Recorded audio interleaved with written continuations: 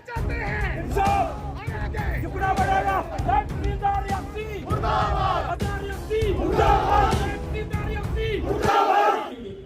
तब उठाइए जहां से नई सिद्धार्थ की बात। गरीबों के साथ क्यों जाति की जाती है, क्यों खिलवाड़ की जाती है, कि उनके पास पैसे नहीं होते। 15 तारीख का हमें ये लेटर है मेरे पास DFO साहब का, और फिर 17 तारीख को मेरे ऑफिस में पहुंचा, और 18 तारीख की हमारी 63 फाइलें थी सारी, कोलसर और गन 2 ही गाँव थे, वो सारी की सारी हमने भेज दी हैं। अब पता नहीं किस मकाम पर क्या बात हुई, हमें तो जब 17 तारीख को हमें ये लेटर मिला है, हमें 18 तारीख को हमने फाइल भेज दी है, तो मुझे नहीं लगता है कि ये फाइलें रुकेंगी, इसकी परमिशन तो होनी चाहिए। अब भेज दी, हमने रिकमेंड कर दी है, अब पता नहीं किस बिना पर हम पता करते हैं, आप चाहे हम DFO साहब से रब्ता करते हैं कि किस बिना पर फाइलें परमिशन नहीं हुई है। यहाँ तो कोई फाइल पेंडिंग नहीं है, मेरे हिसाब से तो ये फाइलें चले गई हैं, ये एक्सेप्ट हो जानी चाहिए। अगर रिजेक्ट हो गई हैं तो वो हमें लिखेंगे। ये मेरी चिट्ठी है 18 तारीख की, जिसमें मैंने सारी फाइलें भेज दी हैं। जनाब मेरी फाइलें चले गई DFO ऑफिस, 18 तारीख की फाइलें मेरे साइन से।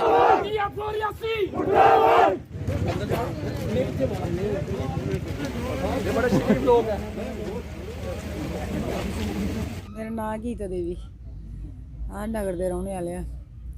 इत्थे आए असीं खैर नहीं बेची दे, ते ओह मतलब पास नहीं हुई है, साड़ी फाइल नहीं पास हुई, क्योंकि साढ़े कोल पैसे नहीं पता नहीं देने आस्तै। ओह् आखा दे 2-2 बूटे देओ असीं खैरे दे, ते इस वास्ते नायब तहसीलदार आखा दे, होर कु'न आखदा।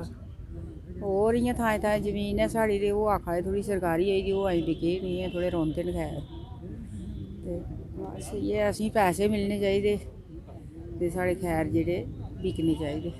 मेरा नाम रतन सिंह, एक्स सरपंच कोलसर।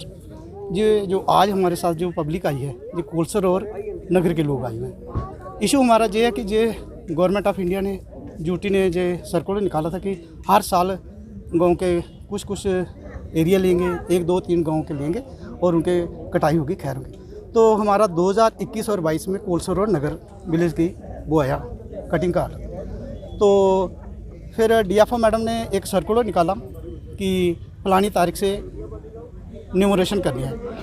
फिर उसमें फार्म भरे। सबसे पहले इन्होंने फॉरेस्ट वाले गए, इनका फॉरेस्टर गया गांव में, हमारे गांव में कोलसर पंचायत में उन्होंने एक कैंप लगाया। उसके बाद वहाँ उन्होंने एक 35 नंबर फार्म दिया, हर जिम्मेदार का फ़ोटो और आधार कार्ड लगा उसमें।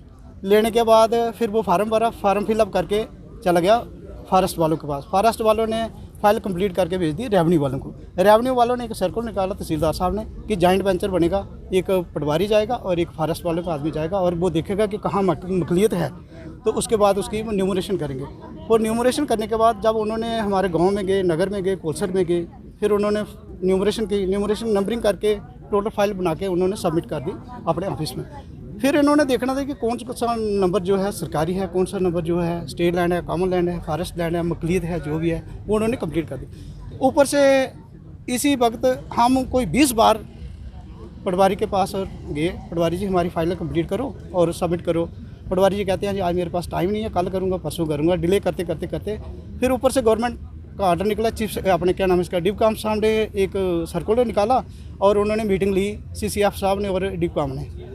उन्होंने जैसे हमें फॉरेस्ट वालों ने बताया कि DC और हमारे क्या नाम है इसका आल जितने भी कंसर्निंग तहसीलदार हैं उनके साथ उन्होंने मीटिंग की कि 15 तारीख को कि आपने फाइलें जमा करवानी है।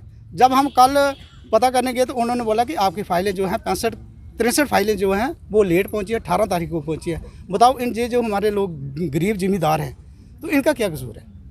कम से कम इन्होंने बेचारों को यही आस में रखी थी कल हमारे खैर बिकेंगे, कुछ ना कुछ हम, किसी ने सोचा कि हमारी लड़की की शादी होगी हम उधर पैसा लगाएंगे, किसी ने बोला कि हमारे बेटे की शादी होगी हम उधर करेंगे, किसी ने सोचा कि हम अपना कोई रोज़गार चलाएंगे।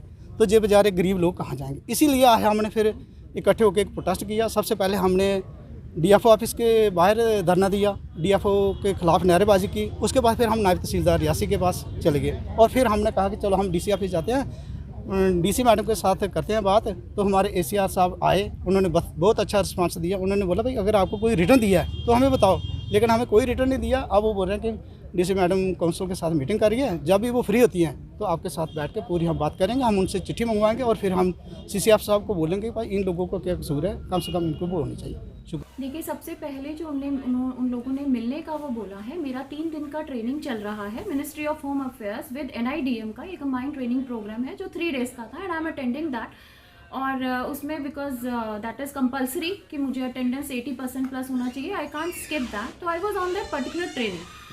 और उसके अलावा मेरे से अभी ये नहीं मिलने आए हैं, ये लोग कल ही मिलने आए थे और इसी कारणवश मैं इनसे नहीं मिल पाई।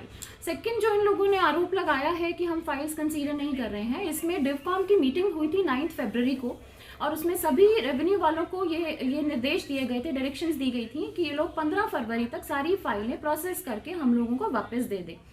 उसके बाद ये मिनट्स ऑफ मीटिंग भी निकले थे, जिस मिनट्स ऑफ मीटिंग में भी यही डायरेक्शंस का उन्होंने ये बोला गया था।